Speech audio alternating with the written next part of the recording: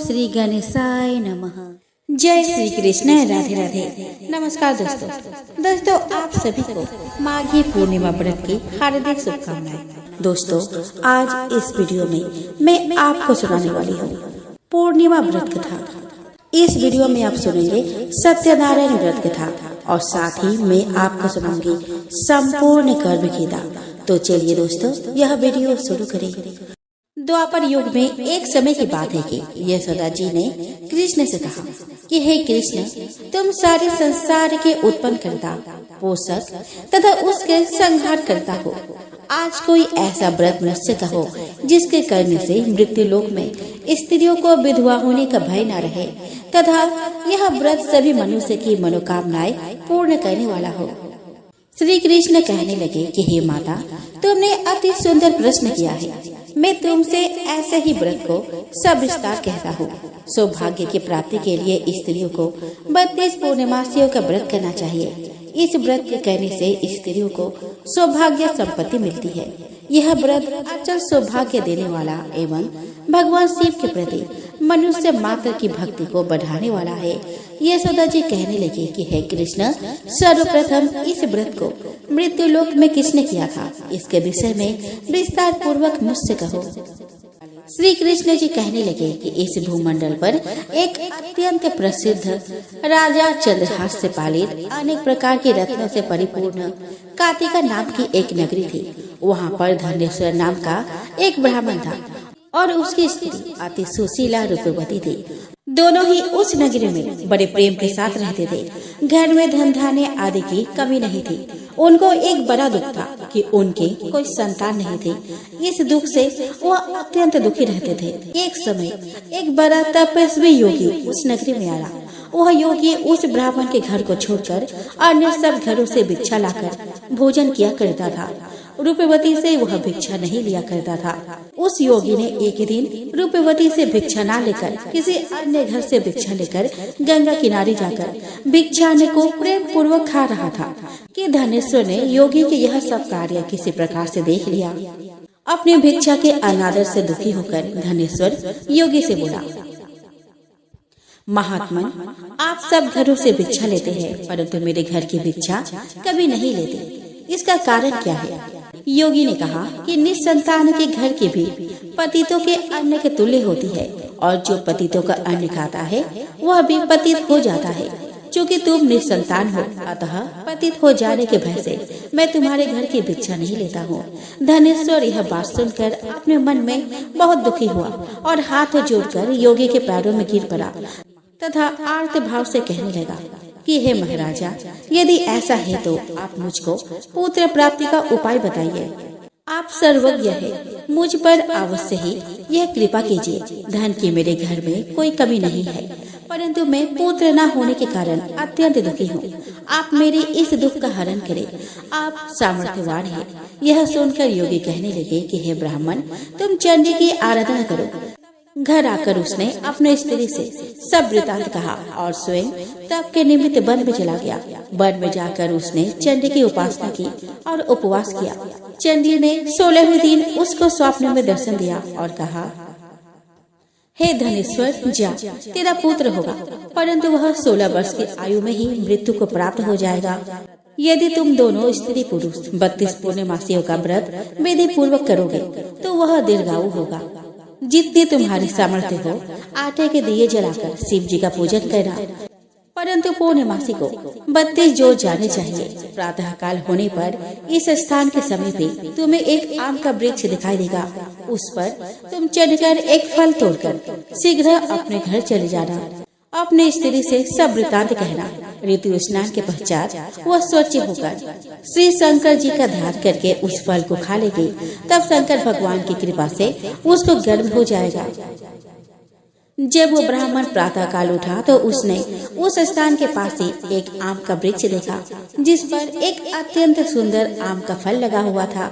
उस ब्राह्मण ने उस आम के वृक्ष पर चढ़कर उस फल को तोड़ने का प्रयत्न किया परंतु वृक्ष पर कई बार प्रयत्न करने पर भी वह न चढ़ पाया।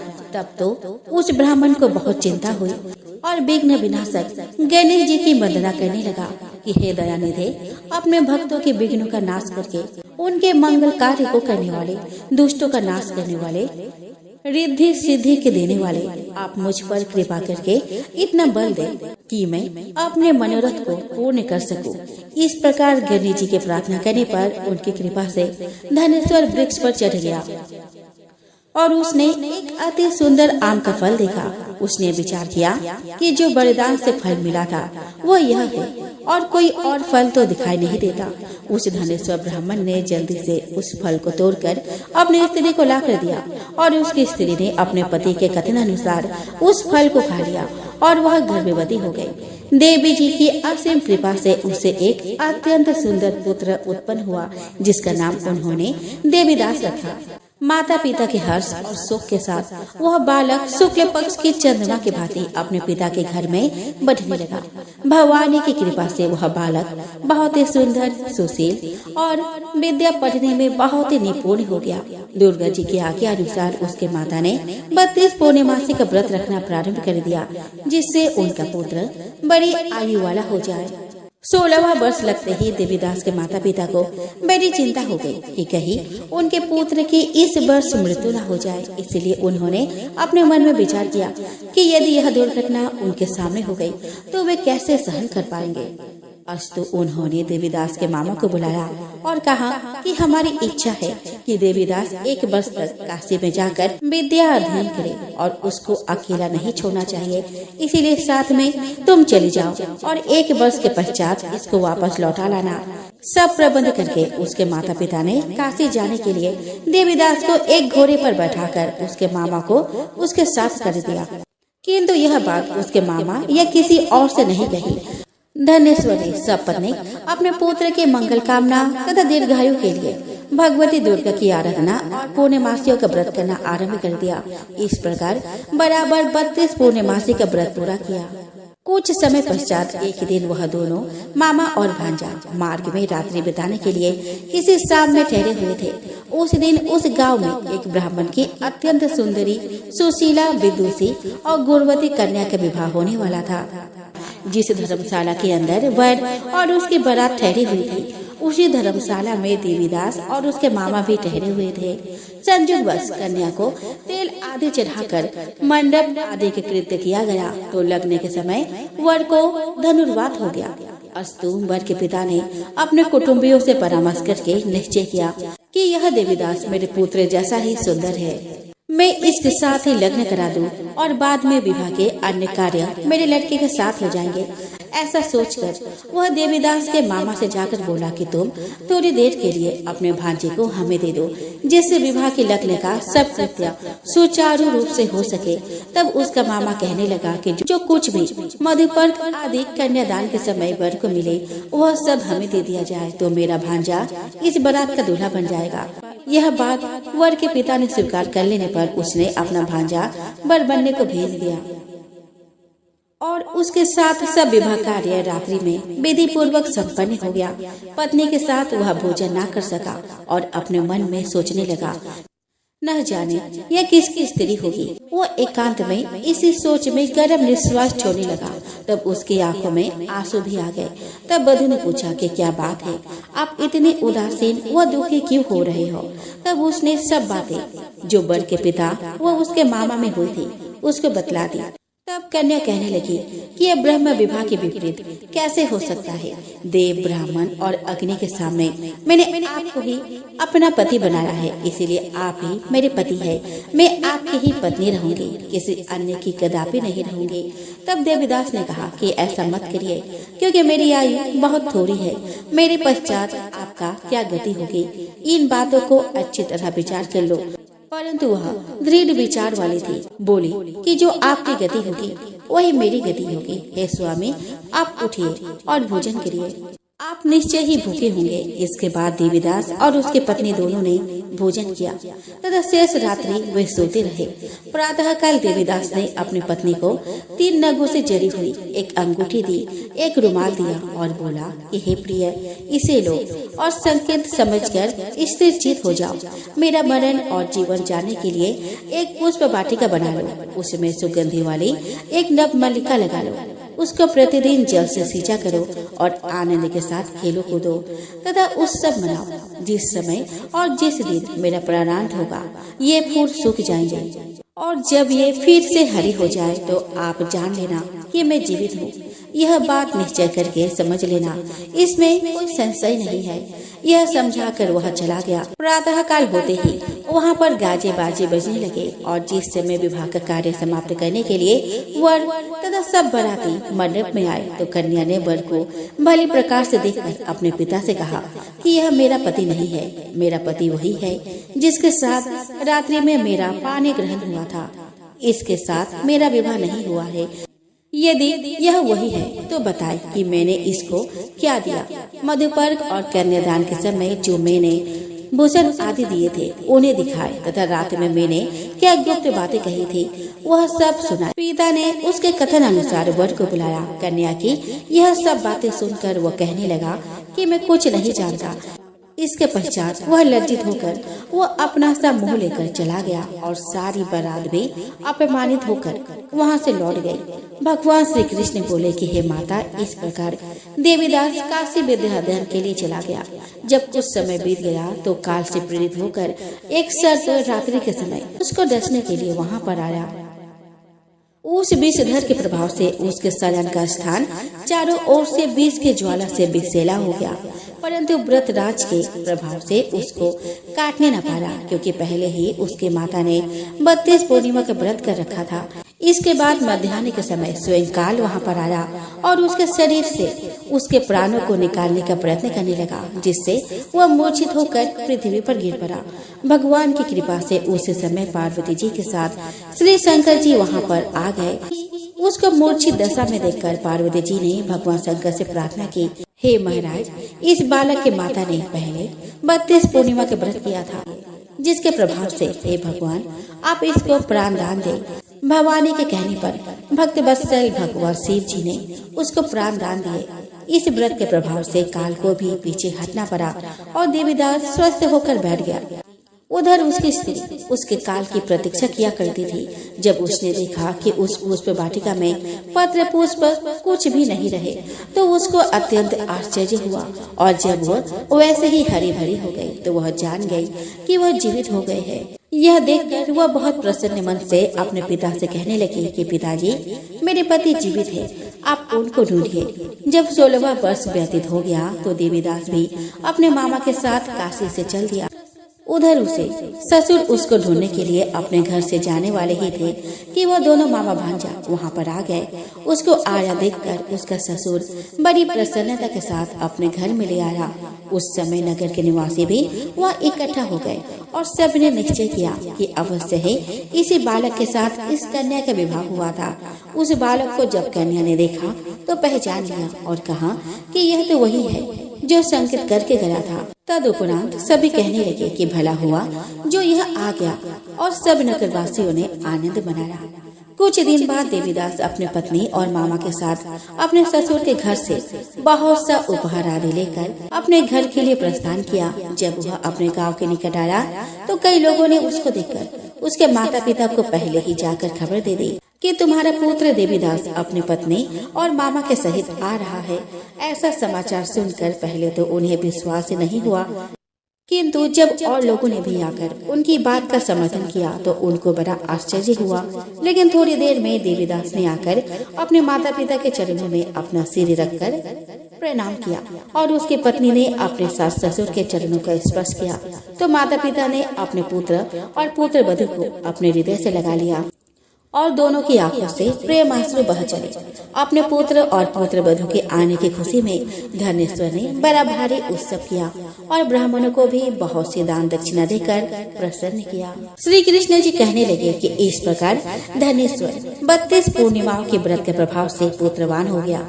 जो भी स्त्रियां इस व्रत को करती है वे जन्म जन्मांतर में बेदब का दुख नहीं भोगती और सदैव सौभाग्यवती रहती है। यह मेरा वचन है इसमें कोई संदेह नहीं मानना। यह व्रत पुत्र पौत्रों को देने वाला तथा संपूर्ण मनोकामनाओं को पूर्ण करने वाला है। दोस्तों, सत्यनारायण भगवान की पूजा का बहुत अधिक महत्व होता है। श्री सत्यनारायण व्रत कथा के कुल 5 अध्याय है, जिनका श्रवण करने से मनुष्य के सभी कष्ट मिट जाते हैं।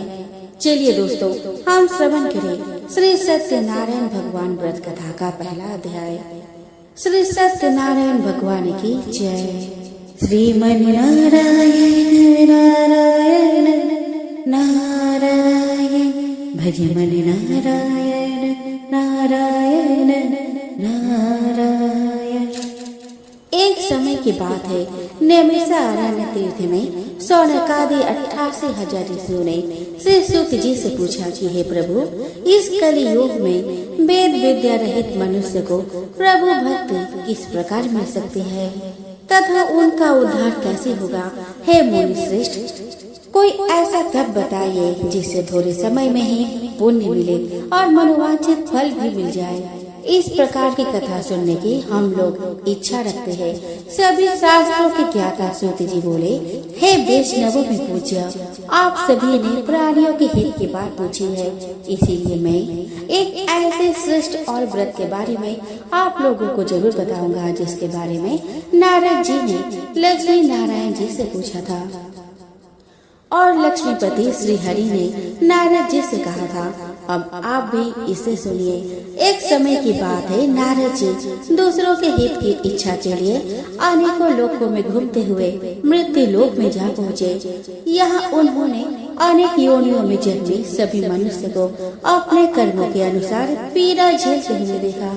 उनका दुख देखकर नारद जी सोचने लगे कि ऐसा क्या किया जाए जिससे निश्चित रूप से मानव के दुखों का अंत हो जाए। इसी विचार पर मनन करते हुए वह विष्णु लोक में गए। वहाँ वह नारायण की स्तुति करने लगे और बोले कि हे भगवान, आप अत्यंत शक्ति से संपन्न हैं, निर्गुण स्वरूप, सृष्टि के कारण भक्तों के दुख को दूर करने वाले हैं।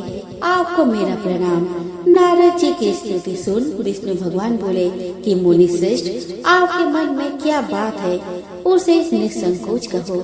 इस पर नारद मुनि बोले कि मृत्यु लोक में अनेक योनियों में जन्मे मनुष्य अपने कर्मों के द्वारा अनेक दुख से दुखी हो रहे हैं।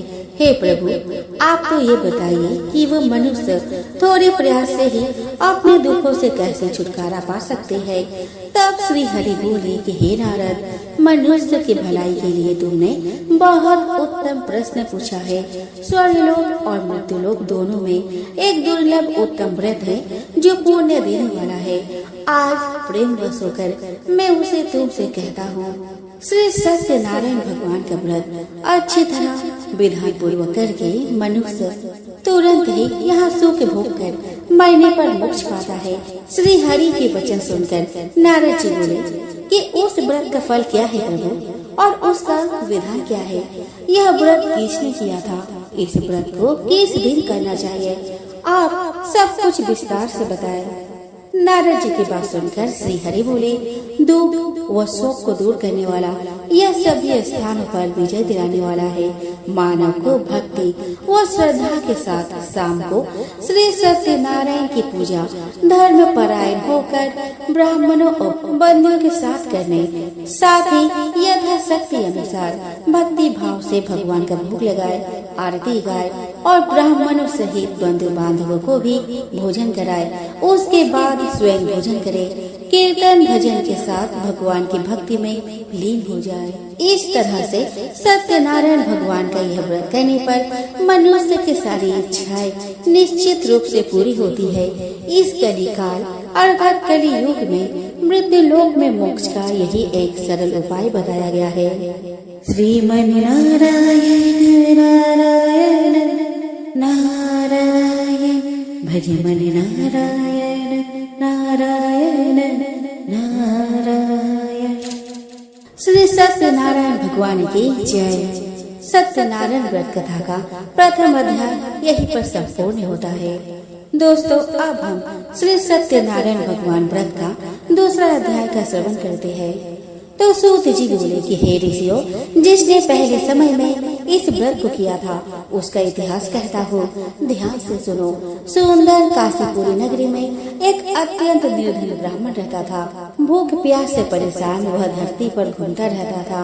ब्राह्मणों से प्रेम करने वाले भगवान ने एक दिन ब्राह्मण का वेश धारण कर उसके पास जाकर पूछा, हे विप्र, नित्य दुखी होकर तुम पृथ्वी पर क्यों घूमते हो? दीन ब्राह्मण बोला कि मैं निर्धन ब्राह्मण हूँ, भिक्षा के लिए धरती पर घूमता हूँ। यदि आप इसका कोई उपाय जानते हो तो बताइए। वृद्ध ब्राह्मण रूपी भगवान ने कहा कि सत्यनारायण भगवान मनोवांछित फल देने वाले हैं, इसीलिए तुम उनका पूजन करो।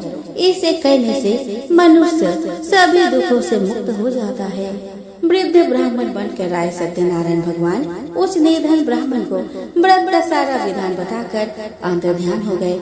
अगले दिन सुबह उठने के साथ ही उस बूढ़े ब्राह्मण ने मन में संकल्प किया कि सत्यनारायण का व्रत करूंगा, और फिर अपने नित्य कर्मों से फ्री होकर वो भिक्षा के लिए चल पड़ा। उस दिन उसे भिक्षा में बहुत सा धन प्राप्त हुआ। उसी धन से उसने परिवार के साथ भगवान श्री सत्यनारायण की पूजा की।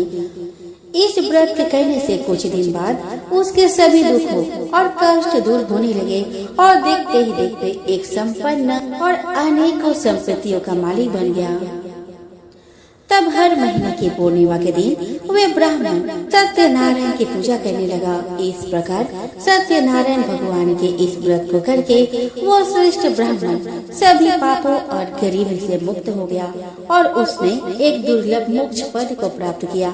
इस तरह से सत्यनारायण भगवान के व्रत को जो मनुष्य करेगा वह सभी प्रकार के पापों से छूटकर मोक्ष को प्राप्त होगा। जो मनुष्य इस व्रत को करेगा वह भी सभी दुखों से मुक्त हो जाएगा। सूत जी बोले कि इस तरह से नारद जी से नारायण जी का कहा हुआ श्री सत्यनारायण व्रत को मैंने तुमसे कहा है। विप्रो, मैं और क्या कहूँ? ऋषि बोले कि हे मुनिवर, संसार में उस विप्र को सुनकर और किस ने इस व्रत को किया, हम सब इस बात को सुनना चाहते हैं।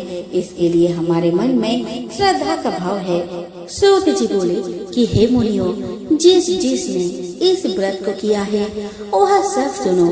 एक समय वही विप्र धन और ऐश्वर्य के अनुसार अपने बंधु बांधव के साथ इस व्रत को करने को तैयार हुआ।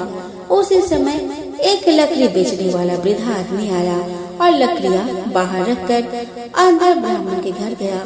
प्यास से दुखी वह लकड़हारा उनको व्रत करते हुए देख विप्र को नमस्कार कर पूछने लगा कि आप यह क्या कर रहे हैं तथा इसे करने से आपको क्या फल मिलेगा, कृपया करके मुझे भी बताएं। ब्राह्मण ने कहा कि सब मनोकामनाओं को पूरा करने वाला यह सत्यनारायण भगवान का व्रत है। इनकी कृपा से ही मेरे घर में धन धान्य आदि की वृद्धि हुई है।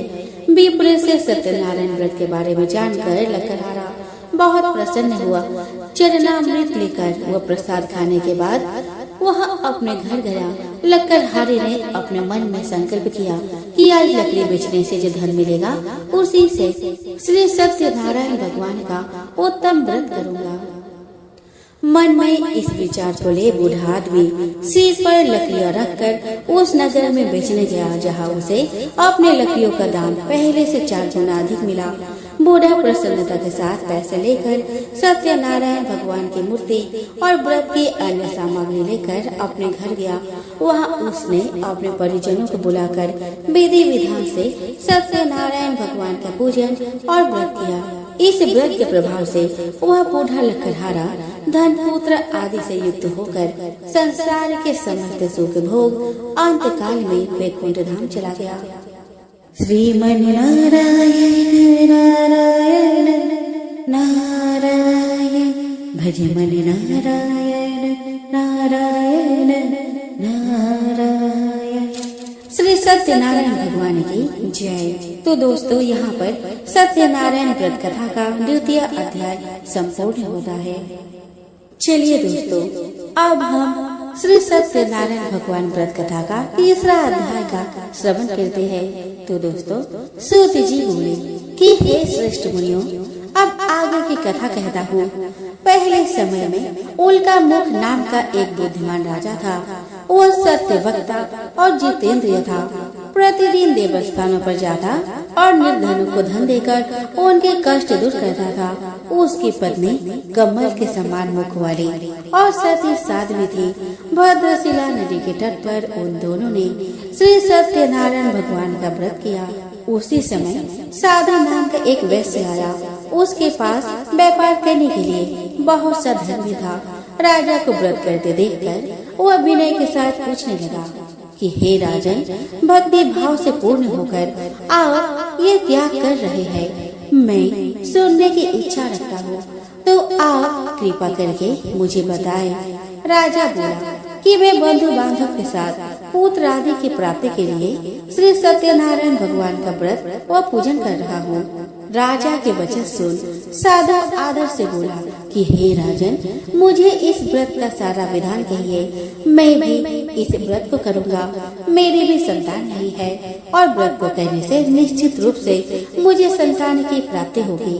राजा से व्रत का सारा विधान सुन व्यापार से निवृत्त हो वह अपने घर आया।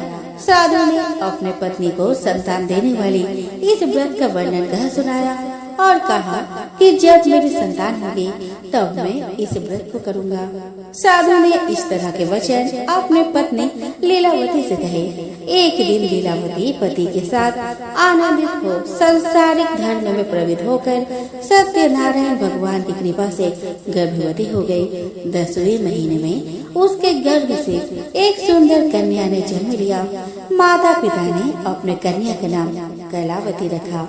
एक दिन कलावती की माँ लीलावती ने अपने पति को याद दिलाया कि आपने सत्यनारायण भगवान के जिस व्रत को करने का संकल्प किया था उसे करने का समय आ गया है। आप इस व्रत को करिए। साधु बोला, हे प्रिय, इस व्रत को तो मैं उसके विवाह पर करूँगा।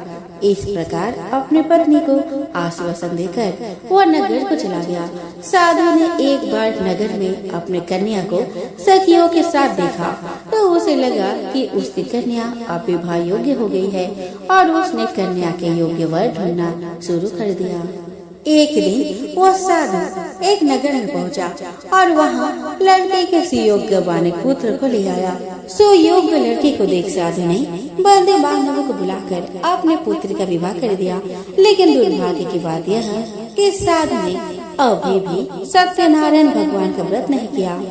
दोस्तों, होना क्या था, इस पर श्री भगवान क्रोधित हो गए और श्राप दिया। अपने कार्य में कुशल साधु बनिया जमाई को लेकर समुद्र के पास स्थित होकर रत्नसारपुर नगर में गया। वहाँ जाकर दामाद ससुर दोनों मिलकर चंद्रकेतु राजा के नगर में व्यापार करने लगे। एक दिन भगवान सत्यनारायण की माया से एक चोर राजा का धन चुरा कर भाग रहा था। उसने राजा के सिपाहियों को अपना पीछा करते देख चुराया हुआ धन वहाँ रख दिया जहाँ साधु अपने जमाई के साथ ठहरा हुआ था।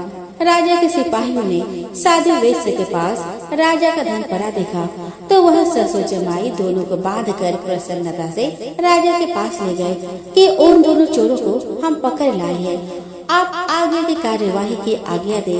राजा की आज्ञा से उन दोनों को कठिन कारावास में डाल दिया गया और उनका सारा धन भी उनसे छीन लिया गया। तो दोस्तों, श्री सत्यनारायण भगवान के श्राप से साधु की पत्नी भी बहुत दुखी हुई। घर में जो धन रखा था उसे चोर चुरा ले गए। शारीरिक और मानसिक पीड़ा और भूख प्यास से अति दुखी हो अन्य की चिंता में कलावती ब्राह्मण के घर गई। वहाँ उसने श्री सत्यनारायण भगवान का व्रत होते देखा। फिर कथा भी सुनी और प्रसाद ग्रहण कर वह रात को घर वापस आई। माता ने कलावती से पूछा कि हे पुत्री, अब तक तुम कहाँ थे और तेरे मन में क्या है?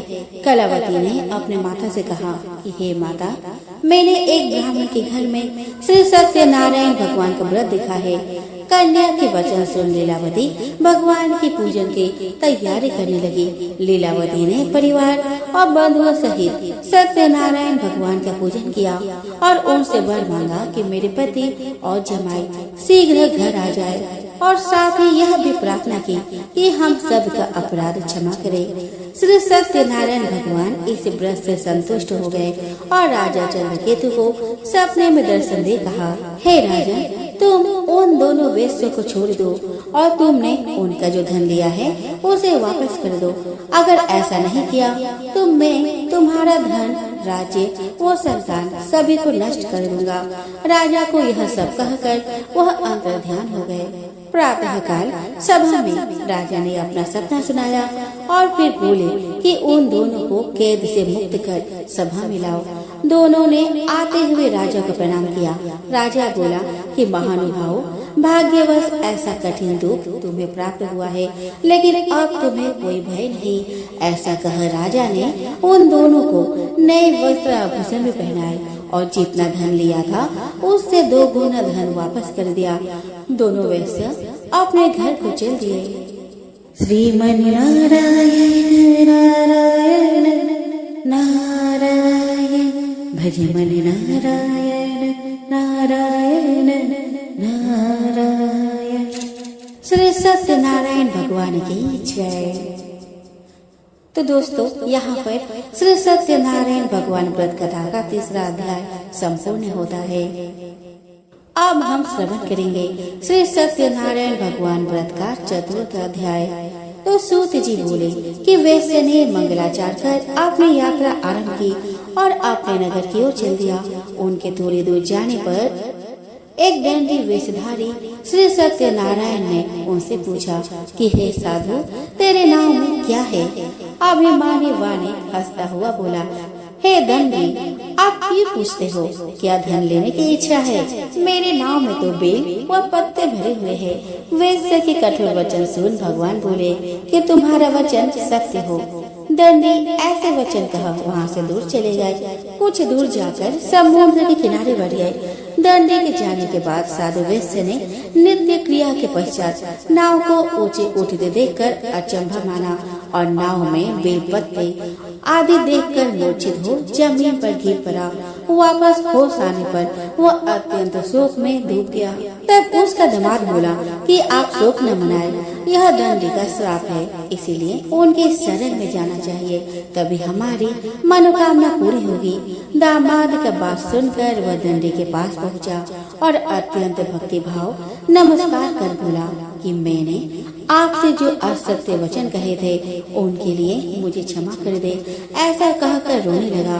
तब दंडी भगवान बोले कि हे वाणी पुत्र, मेरी आज्ञा से बार बार तुम्हें दुख प्राप्त हुआ है, तू मेरी पूजा से विमुख हुआ। साधु बोला कि हे भगवान, आपकी माया से ब्रह्मा आदि देवता भी आपके रूप को नहीं जानते, तब मैं अज्ञानी कैसे आपको जान सकता हूँ? आप प्रसन्न हुए। अब मैं सामर्थ्य के अनुसार आपकी पूजा करूँगा, मेरी रक्षा करो और नौका में धन भर दो। साधु वैश्य के भक्ति पूर्वक वचन सुनकर भगवान प्रसन्न हो गए और उसकी इच्छा अनुसार वरदान देकर अंतर्ध्यान हो गए। ससुर जमाई दोनों जब नाव पर आए तो नाव धन से भरी हुई मिली।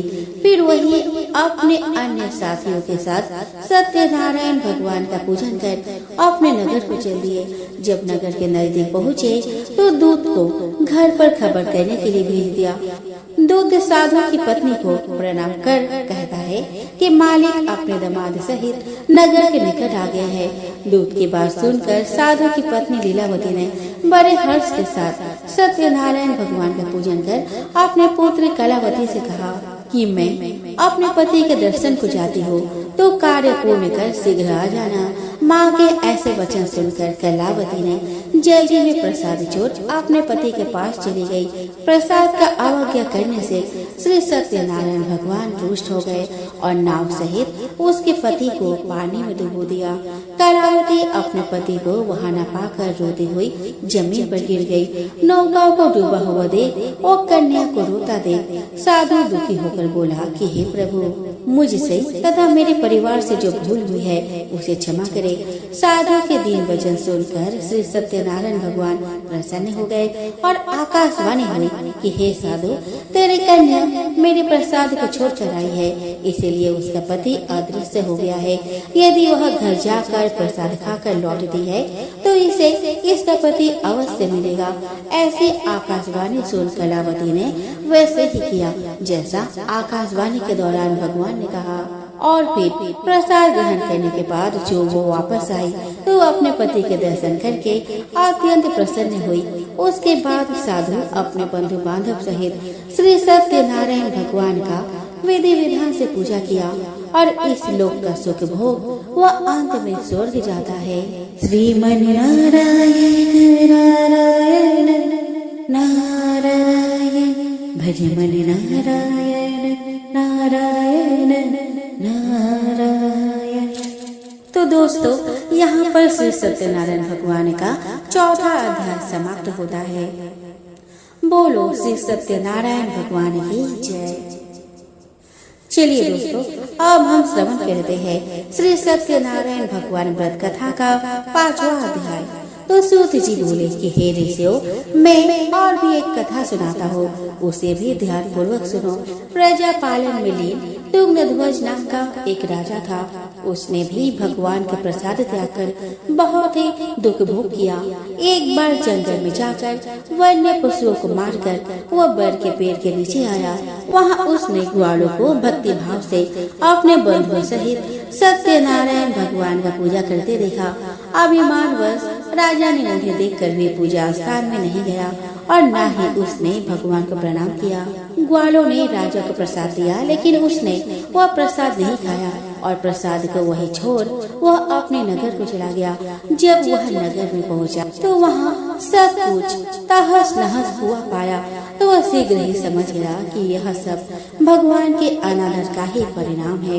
वह दोबारा ग्वालों के पास पहुंचा और विधि पूर्वक पूजा करके प्रसाद खाया। तो श्री सत्यनारायण भगवान की कृपा से सब कुछ पहले जैसा हो गया। दीर्घ काल तक सुख भोगने के बाद मरणोपरांत उसे स्वर्ग लोक की प्राप्ति हुई। जो मनुष्य परम दुर्लभ इस व्रत को करेगा तो भगवान श्री सत्यनारायण की अनुकंपा से उसे धन धान्य की प्राप्ति होगी। निर्धन धनी हो जाता है और भय मुक्त हो जीवन जीता है। संतानहीन मनुष्य को संतान सुख मिलता है और सारे मनोरथ पूर्ण होने पर मानव अंत काल में वैकुंठ धाम को जाता है। तब सूत जी बोले कि जिन्होंने पहले इस व्रत को किया है, अब उनके दूसरे जन्म की कथा कहता हूँ। वृद्ध सतानंद ब्राह्मण ने सुदामा का जन्म लेकर मोक्ष की प्राप्ति की। लकड़हारे ने अगले जन्म में निषाद बनकर मोक्ष प्राप्त किया। उल्का मुख नाम का राजा दशरथ होकर वैकुंठ को गए। साधु नाम के वैश्य ने मूर्ध्वज बनकर अपने पुत्र को आरे से चीरकर मोक्ष पाया। महाराज तुंगध्वज ने स्वयं होकर भगवान में भक्ति युक्त हो कर्म कर मोक्ष पाया।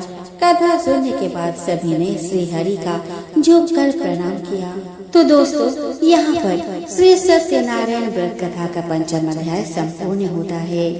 तो प्रेम से बोलो श्री सत्यनारायण भगवान की जय। श्रीमन नारायण नारायण नारायण भज मन नारायण नारायण नारायण। आपको सुनाने वाली हूँ संपूर्ण गर्भ गीता। इस गीता में श्री कृष्ण अपने प्रिय भक्त अर्जुन के प्रश्नों के उत्तर देते हैं। गर्भ गीता में भगवान श्री कृष्ण अर्जुन को कर्म से बने जन्मों की व्याख्या करते हैं। वे बताते हैं कि किस प्रकार कौन से कर्म करने से आत्मा किस जन्मों को पाती है। गर्भ गीता वेद पुराणों की तुलना में भिन्न माना जाता है। गर्भ गीता में बताया गया है कि जगदीश क्या होता है, हरिओम का क्या अर्थ है और जगन्नाथ कौन है। इस गीता में बताया गया है कि कैसे मनुष्य आत्मज्ञान को प्राप्त करता है, मोक्ष या मुक्ति प्राप्त करता है। गर्भवती महिलाओं को गर्भ गीता का पाठ सर्वोत्तम बताया गया है। इस गीता में श्री कृष्ण और अर्जुन का संवाद प्रस्तुत है। इस गीता में यह भी कहा गया है कि क्यों किसी की पत्नी जवानी में ही क्यों मर जाती है और क्यों पिता के पहले पुत्र मृत्यु को प्राप्त हो जाता है। इन सभी प्रश्नों के उत्तर इस गर्भ गीता में विवरण किया गया है। तो चलिए श्रवण करते हैं। गर्भ गीता की शुरुआत में अर्जुन भगवान से यही प्रश्न पूछते हैं कि आत्मा का पुनः पुनः जन्म क्यों होता है। इस जन्म में उसके क्या कर्तव्य होते हैं, किन पाप कर्मों के कारण यह जीवन में अनेक दुखों को पाता है और किन कर्मों के कारण वह जीवन में अनेक सुखों की प्राप्ति करता है, और अंत में वह कौन सा मार्ग है जिसके द्वारा वह मोक्ष और मुक्ति को प्राप्त करता है, अर्थात वह आत्मा कब भगवान में ही लीन हो जाती है और उस आत्मा का जन्म मरण का सारा दुख समाप्त हो जाता है। परंतु जिसे मुक्ति नहीं मिलती उन्हें अलग अलग योनियों में जन्म लेकर अपने अच्छे और बुरे कर्म को भोगना पड़ता है। अर्जुन कहते हैं, हे भगवान, कृपया बताएं कि जीव जब गर्भ में आता है तो वह किस पूर्व कर्म के कारण आता है। हे मधुसूदन, प्राणी जन्म के पूर्व गर्भावस्थ पर कष्ट भोगता है और जन्म लेते समय भी असहाय कष्ट पाता है। इसके उपरांत वह संसार में रहकर रोग पीड़ा भोगता है, उसे बुढ़ापा आता है, प्राणी की मृत्यु भी होती है। अस्तु प्रभु जी, कृपया यह बताएं कि वे कौन से कर्म हैं जो प्राणी को जन्म मरण से रहित बनाते हैं। श्री कृष्ण कहते हैं, हे अर्जुन, जन्म मरण का बंधन उन प्राणियों की नियति है जो संसार में लिप्त रहते हैं। ऐसे प्राणी संसार में अनुरक्त रहते हैं, अर्थात संसार के नश्वर पदार्थों से ही प्रेम करते हैं। वे सांसारिक वस्तुओं की कामना करते हैं। प्राणी संसार की माया पाने की चेष्टा तो करता है, परंतु मेरी भक्ति पर ध्यान नहीं देता। इसके कारण वह बारंबार और अनेक योनियों में जाकर जरा मरण का दुख उठाता है। अर्जुन कहते हैं, हे जनार्दन, सांसारिक मोह माया से मुक्ति तो बहुत कठिन है। माया चित्त हर लेती है। मन काम, क्रोध, लोभ, मोह और अहंकार रूपी विकार से गिरा मदमस्त खाती है। तृष्णा रूपी शक्ति से प्रेरणा देती है। 5 विकारों में अहंकार प्रबल है जो कि प्राणी को नरक में ले जाता है। हे ऋषिकेश, इस मदमस्त हाथी को कैसे भस्म किया जाए? मन को भक्ति में लगाने हेतु क्या उपाय करना उचित है? श्री कृष्ण कहते हैं, हे धनंजय, जैसे मदमस्त हाथी को भस्म करने के लिए अंकुश की आवश्यकता होती है, उसी प्रकार मन को वश करने के लिए अभ्यास द्वारा ज्ञान प्राप्त करना आवश्यक होता है। भक्ति और ज्ञान बराबर अभ्यास करते रहने पर ही प्राप्त होते हैं। अर्जुन कहते हैं, हे मधुसूदन, आपके भक्ति के लिए कोई वन खंडों में जा रमते हैं और कोई बैरागी बनकर स्थान स्थान पर भ्रमण करते रहते हैं। हे प्रभु, कृपया बताएं कि आपकी भक्ति कैसे मिल सकती है। श्री कृष्ण कहते हैं, हे अर्जुन, मेरी खोज में वन वन भटकते सन्यासी अथवा स्थान स्थान पर जाने वाले बैरागी मुझे तब तक प्राप्त नहीं कर पाते जब तक उनके हृदय में मेरा निवास नहीं होता। तब अथवा वैराग्य का तो मेरी भक्ति पाने में बाधा डालता है। जटा धारण करने वाले अर्थात भस्म लगाकर बैरागी बनने मात्र से जीव मेरी कृपा का पात्र नहीं बन पाता। अहंकारी को तो मेरा दर्शन सुलभ ही नहीं होता। मैं शुद्ध हृदय वाले सतत अभ्यासी ऐसे जीव को मिलता हूँ जो काम, क्रोध, मोह, ममता और अहंकार से परे है। अर्जुन कहते हैं, हे माधव, प्राणी पंच विकार जनित प्रवृत्ति के कारण लौकिक जीवन नष्ट कर लेता है। हे मुरारी, कृपया बताएं कि वह कौन सा पाप है जिसके कारण किसी व्यक्ति की स्त्री असमय मर जाती है। किन पापों के फल स्वरूप अल्पवायु में पुत्र मर जाता है? कौन से पाप के कारण व्यक्ति वीर्यहीन हो जाता है? कृष्ण कहते हैं, किसी का लिया हुआ ऋण नहीं चुकाने वाला पति पत्नी हानि का दुख उठाता है, उसी प्रकार किसी के धरोहर को न लौटाने वाले का पुत्र अल्पवायु में मर जाता है। किसी को सहयोग सहायता का आश्वासन देकर भी समय आने पर सहयोग न करने वाला वीरहीन होता है। यह सब भयंकर पाप है जो स्त्री पुरुष एकाकी भोगते हैं। अर्जुन कहते हैं, हे दयानिधि, किस पाप के फलस्वरूप प्राणी सतत रोगी रहता है और किस कुकर्म के फलस्वरूप बोझा ढोने वाला जघन्य पशु बनता है। श्री कृष्ण कहते हैं, हे अर्जुन, कोई सौभाग्यकांक्षिणी कन्या को बेचने वाला सतत रोगी रहता है, अभक्ष्य भोजन और मादक द्रव्यों का सेवन करने वाला अधम योनि में जन्म लेता है, झूठी गवाही देने वाला भोजन बनाकर पंच कवल कर स्वयं भोजन करने वाला बिल्ली और सूकर की योनि प्राप्त करता है। अर्जुन कहते हैं, हे प्रभु, इस संसार में जिनको आपने धन धान्य दिया है और उत्तम साधन दिए हैं, तो उनका पुण्य क्या था? श्री कृष्ण कहते हैं, उत्तम रीति से सुयोग्य पात्र को स्वर्ण आदि दान करने वाला धन धान्य और वाहन आदि पाता है। सत्य सनातन वैदिक रीति से सुयोग्य वर को विधि पूर्वक कन्या दान करने वाला उत्तम मानव योनि का अधिकारी बनाता है। अर्जुन कहते हैं, हे प्रभु, संसार में कोई तो सर्वांग सुंदर है और कोई कुरूप, सो श्रेष्ठ स्वास्थ्य और स्वरूपवान शरीर किन पुण्यों से मिलता है? श्री कृष्ण कहते हैं, हे कौन्तेय, पुरुष का रूप स्वरूप नहीं गुण महत्वपूर्ण है, फिर भी आकर्षक देह संत विद्वानों की सेवा एवं निरंतर ज्ञान की आकांक्षा के फलस्वरूप मिलती है। अर्जुन कहते हैं, हे दयानिधि, प्राण धन और सांसारिक सुखों से मोह क्यों रखता है?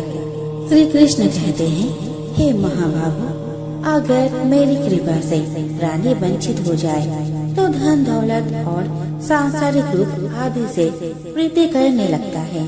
यह सब नाशवान है। विवेकी साधक को इससे दूर रहना चाहिए। जो व्यक्ति सांसारिक मोह से मुक्त हो काशी, हरिद्वार, अवंतिका, अयोध्या आदि पवित्र स्थलों के दर्शन और मेरी निष्काम भक्ति करता है, वह राजा जैसी संपन्नता और ज्ञान प्राप्त करता है।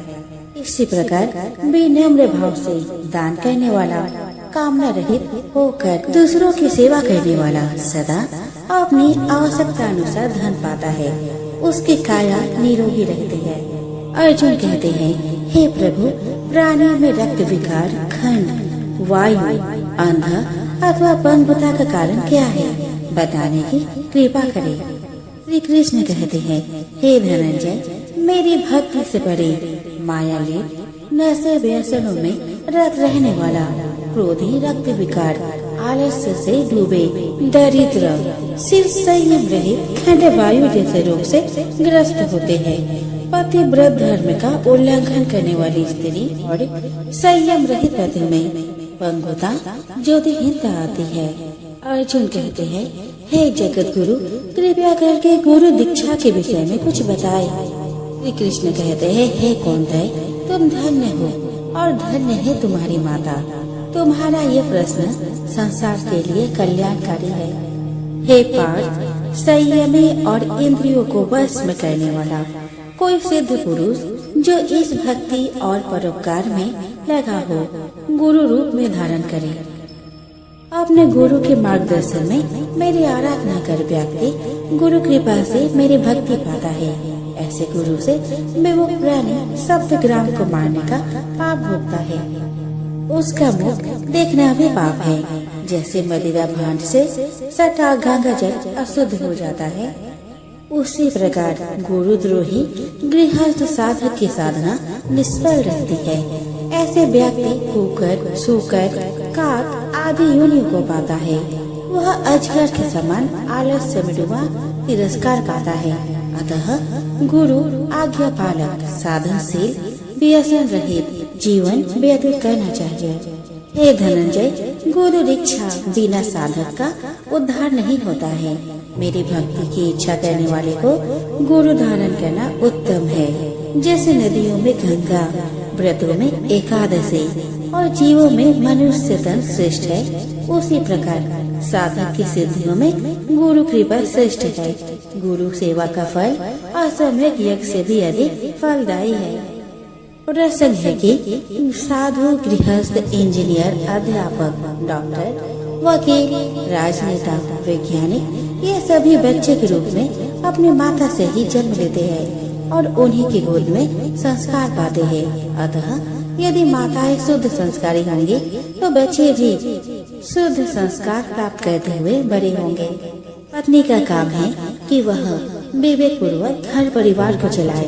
इस प्रकार परिवार सुधार के संदर्भ में स्त्रियों का बड़ा ही दायित्व है, इसीलिए उनका आदर आवश्यक है। आदर तो एक छोटे सदस्य का भी होना चाहिए।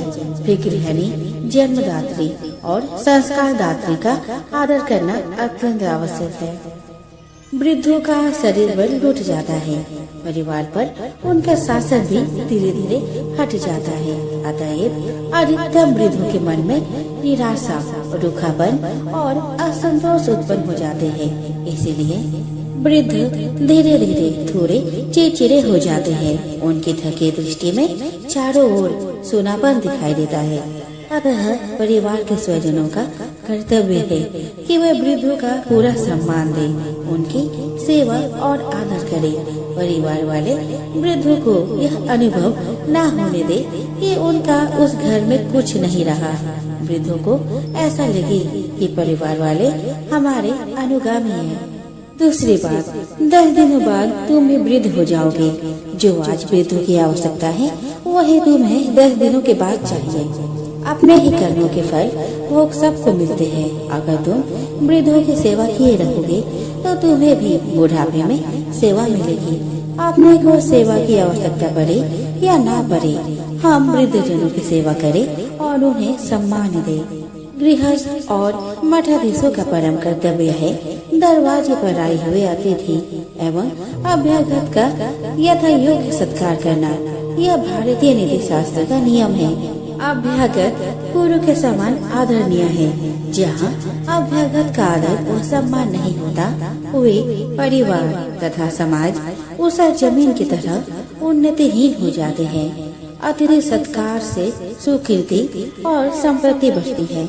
जहाँ शाम को इकट्ठे होने पर अपने विचारों और बातों को एक दूसरे के सामने रखते, एक दूसरे के सामने पढ़ने पर गंभीर हो जाते हैं।